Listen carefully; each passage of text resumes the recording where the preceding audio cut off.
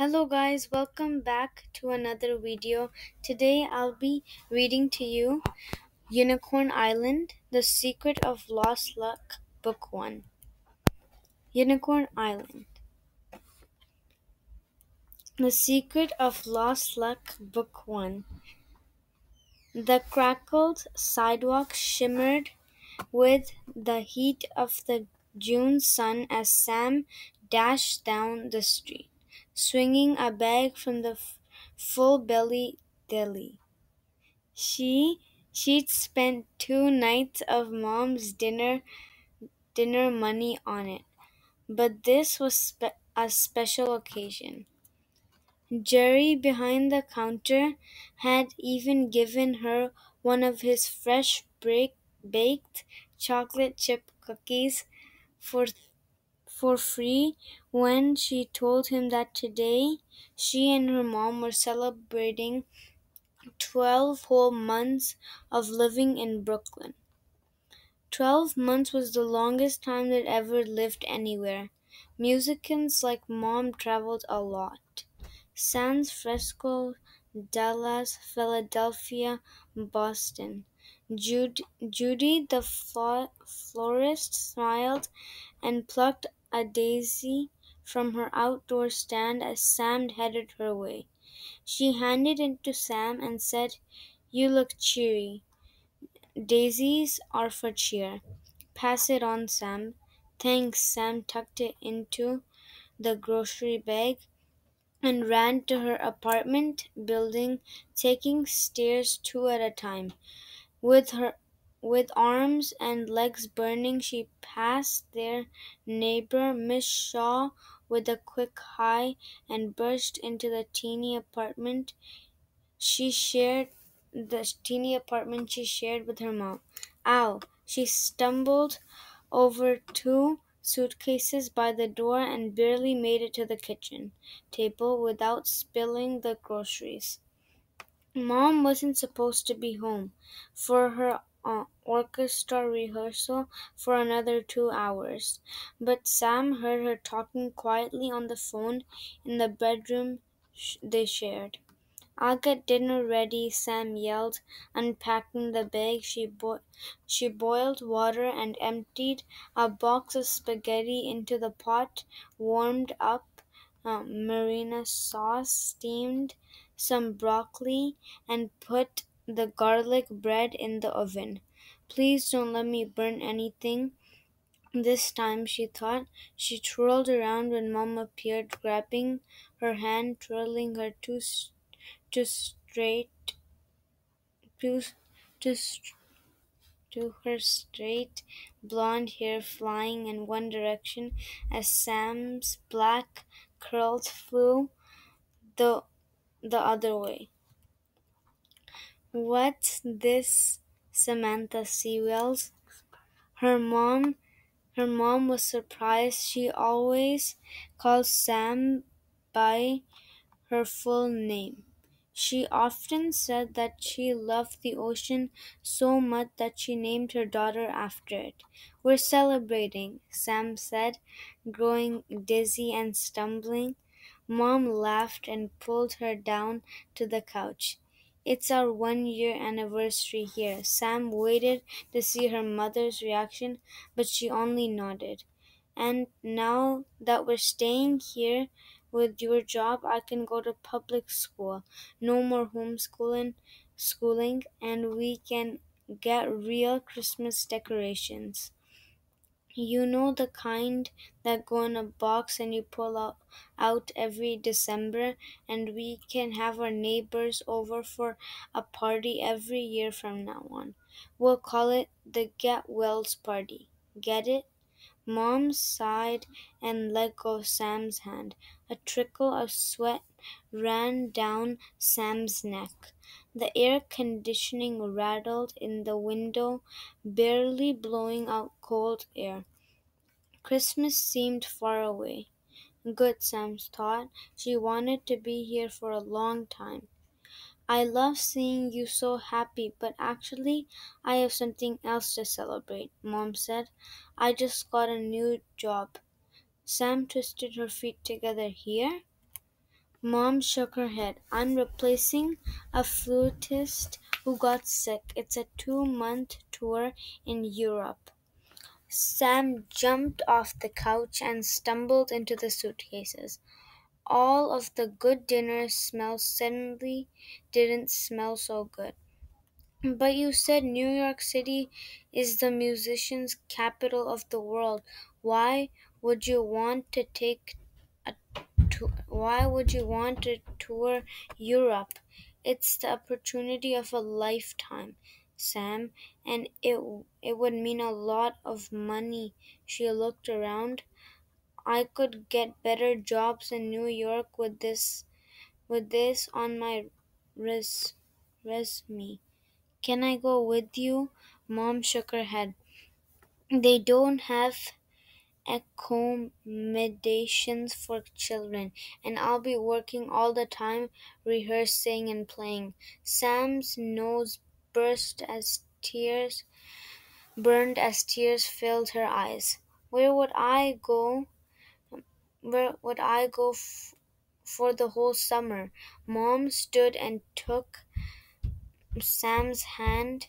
With your Uncle Mitch. Sam pulled her hands away. I don't even know him. The spaghetti boiled over with a loud, bubbling rush. Sam ran into the kitchen and turned it down, crying hard. A bitter smell filled the air. She had forgotten to stir the marinara. She had put the flame on too high. She pulled off the lid and stirred it, but the spoon stuck to the mess on the bottom. She checked she checked the broccoli only to discover it had turned into a big pile of mush. She o- she opened the oven door and smoke poured out. The garlic bread was nothing more than a burnt brick. Dinner was ruined again. She couldn't do anything right. Not make dinner, not keep her new friend facility, not finally get the chance to go to public school, not convince mom to stay. She plopped down at the chair, wiping her face. You spent time with Uncle Mitch and my sister Sylvie until you were 2 years old. Mom sat down across from her. And he knows you, Sam. I send him photos and tell him about you all the time. He sends us money to help us out. He may only be he he may only be your uncle by marriage, but he's still family, and he cares for you. But he lives so far away in Carolina. Sam picked at the ripped plastic tablecloth. Uncle Mitch loves it there. He's got so much space in a real house. Much more than this, and the beach is right there. How come we've never seen him since I was 2 then? Mom picked at the now tablecloth now not meeting her gaze. We travel a lot, and he never leaves Foggy Harbor. He works there all the time on special projects. But he's the only family we've got. Yeah, yes, and now it's time you got to know him. Mom smiled. It'll be fun. You'll learn about all the famous shipwrecks and parts of Carolina coast from him. Her smile flattered. Plus there's no one else, Sam. Certainly not Sam's dad, since he abandoned them since she was born. My mom hardly talked about Uncle Mitch. The daisy poked out of the grocery bag on the table. Sam pulled it out and it hung limp in her hand. Judy says daisies are for cheer and to pass it on. No more Judy's flower for the day. No more picking monster pickles from the barrel at Fully Belly Deli. No more making funny videos our friendship bracelets with facility. You keep it, sweetheart. Mom stood and kissed the top of her head, pulling out plates to eat their burnt dinner on.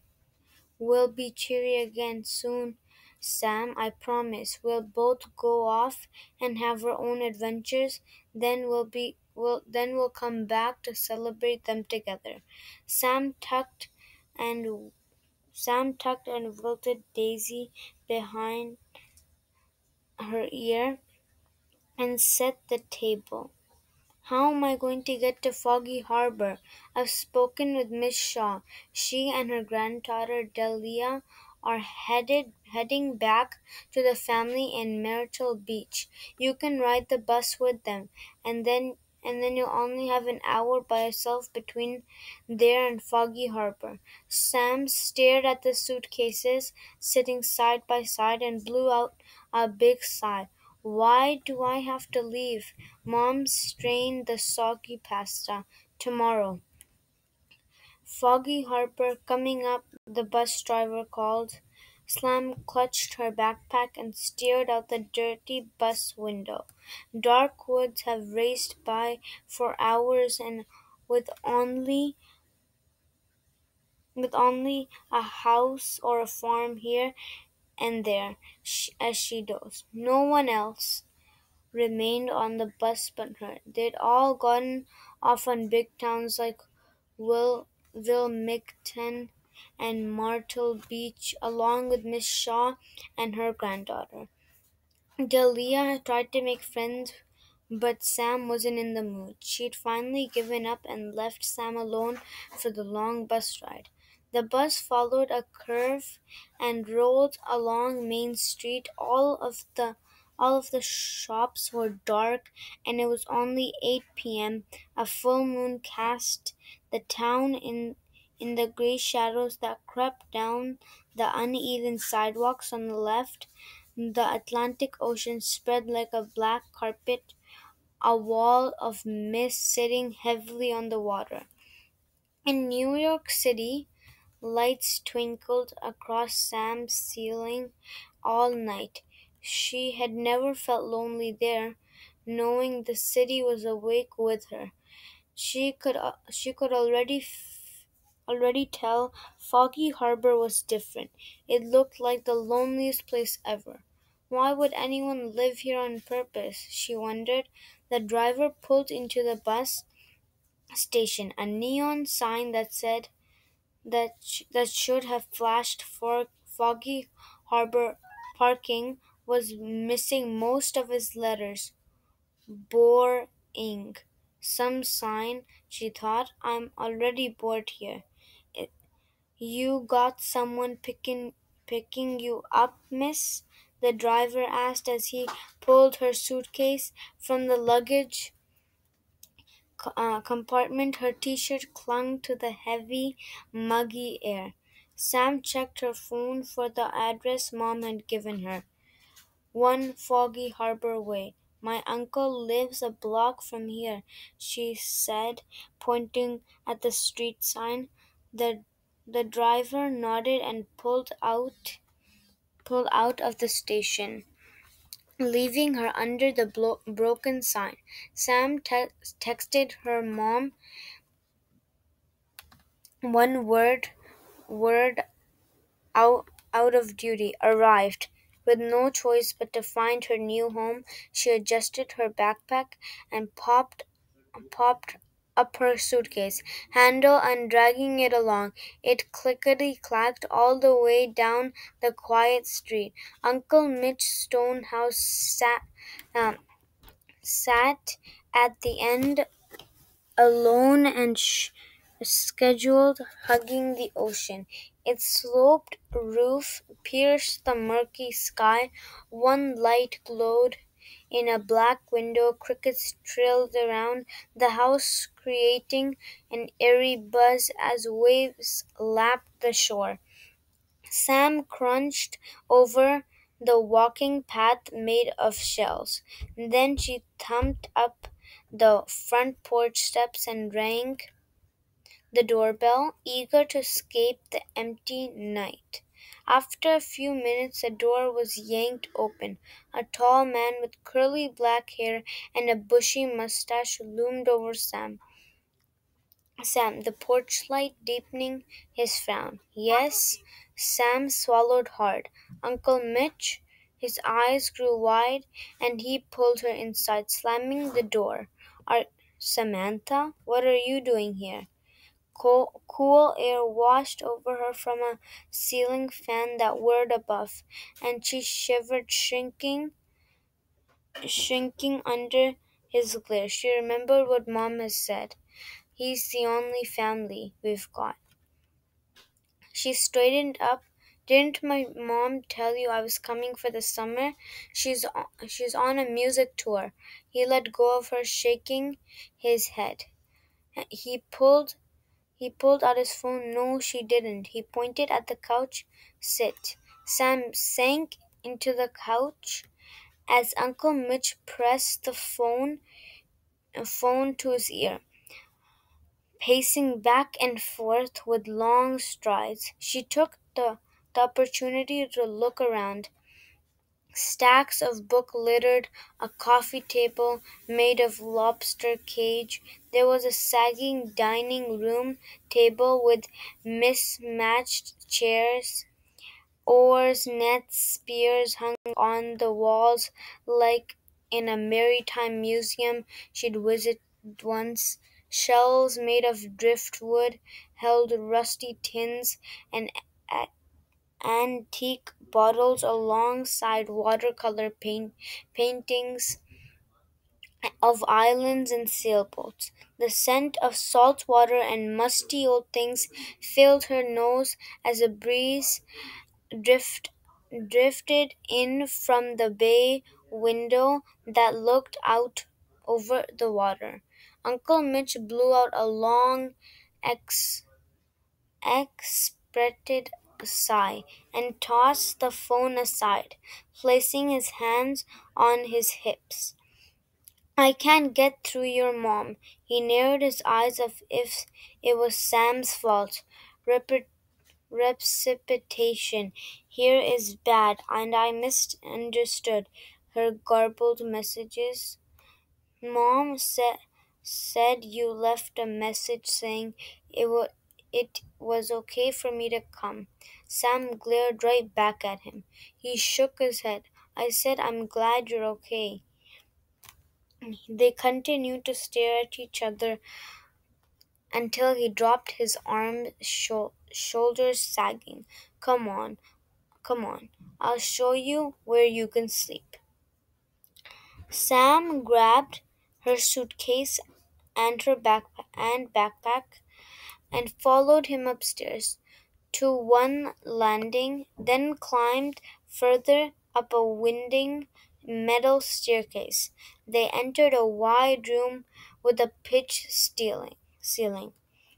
Uncle Mitch clicked on a ceiling fan and threw open the windows. Sea air blew away the stuffy warmth. It's the attic, but it has its own bathroom, and you can do your own thing up here. Meaning not to be with you, Sam thought. Good. I'll find my own friends here. I'm used to starting over by myself. A single bed pressed up against the low eaves. A rocking chair with a quilt draped over one arm sat across from it, next to a small dresser with a lamp that let off a soft, dim glow. An artist's easel stood in one corner, paintbrushes and bottles lining its shelf. Moonlight streamed in, casting beams across the dusty plank floors. Uncle Mitch pulled a set of sheets from the closet and dropped them on the bed. Tomorrow I'll contact your mom about getting you home, he said, his head nearly grazing the low ceiling. She's already in Europe. Panic started to set in. If if Uncle Mitch sent her away, where would she go? They stood facing each other, his gray eyes piercing hers. You look just like your mom. No one had ever said that to her. Uncle Mitch rubbed his chin, looking tired and not so mean for a moment, and left. Sam checked her phone. No cell phone bars meant no messages back from Mom. She washed up in the tiny bathroom, changed into pajamas, made the bed, and slid between the cool sheets. She was exhausted from a traveling day. She tossed in the creaky bed for what seemed like hours. As as as tired as she was, sleep wouldn't come. Finally, she gave up and peered. And finally she gave up and went to the window to peer out. The sea spread everywhere, moonlight glittering like diamonds upon it. In the distance, a wall of fog hung thick. Waves rolled to the shore, lapping gently on the beach. Movement caught her eye. Further down the beach, a shadowy figure walked along the dock that jutted out from the shore. A small boat rocked in the water. The figure climbed in, untied the boat, and rowed away, disappearing into the fog. Sam crawled back into the bed and dreamed of being in that rowboat caught in a storm at the sea. Her uncle yelled to her to row faster and get back home, but she had no idea where home was. Pirates of Carolinas. Before Sam leaves Foggy Harbor, her mom tells her the Carolina coast was famous for shipwrecks and pirate stories. Indeed, North and South Carolina were visited by many pirates, including perhaps the most famous of them all, Blackbeard, born Edward Teach. Blackbeard spent a lot of time capturing and stealing from ships in the early port cities of Bath, North Carolina, and Charleston, South Carolina. In 1718, Blackbeard's ship, the Queen Anne's Revenge, ran aground and sank off the North Carolina coast. The wreckage was discovered more than 250 years later. Today, visitors can see artifacts from the ship and take pirate-themed tours to learn more about the area's fascinating history. Okay, so in the next book coming out soon, I will read the next book of Unicorn Island. Bye.